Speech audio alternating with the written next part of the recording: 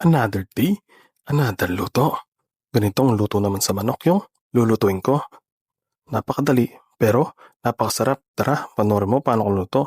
Bali may dalawa akong chicken thigh, lalagyan ko ng daon ng sibuyas at luya. Lalagyan ko rin ng tubig, titimplan ko na ng patis, paminta, at turmeric powder. Pakukulong ko hanggang lumambot yung manok. Yung isa, pipirituin ko mamayang hapon. Yan, okay na yan.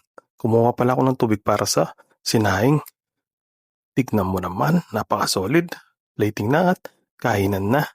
Yan bali, tinanggal ko pala yung buto ng chicken thigh. Lalagyan ko ng pepino at yung pinaka-the best, yung sauce, daon ng sibuyas, luya at bawang lang yan. Tapos mainit na olive oil.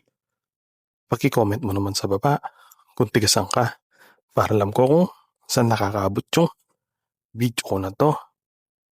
Paki-like and paki-share na rin po. Oh, ano pang hinihintay mo? Follow for more.